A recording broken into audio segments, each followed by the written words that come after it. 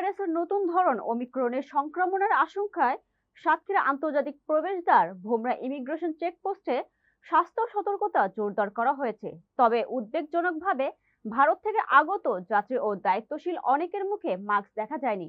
সাতক্ষীরা প্রতিনিধি মুকরম বিল্লাহ ইমন আইটিভি বাংলাকে জানিয়েছেন, সোমবার দুপুরে চেকপোস্টে প্রবেশ ও প্রস্থানকারী যাত্রীদের মধ্যে অনেকে স্বাস্থ্যবিধি মানছেন না।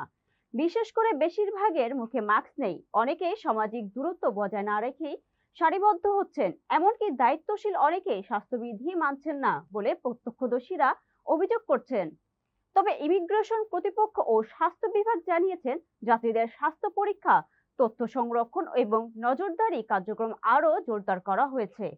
এমনকি দায়িত্বশীল অনেকে স্বাস্থ্যবিধি মানছেন না বলে প্রত্যক্ষদর্শীরা অভিযোগ করেছেন। ভাইরাস শনাক্তের জন্য একটা টিম বসা আছে। আমি ভারতে এই ধরনের পরীক্ষার সম্মুখীন হইনি। বাংলাদেশে দেখলাম আগাম শুরু হয়ে গেছে।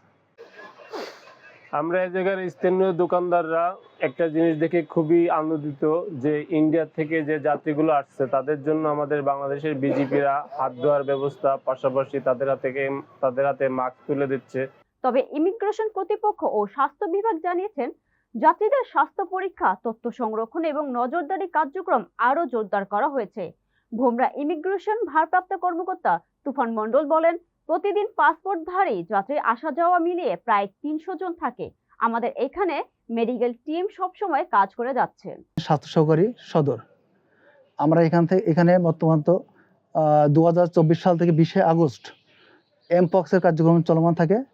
তারপরে 10 জানুয়ারি 2025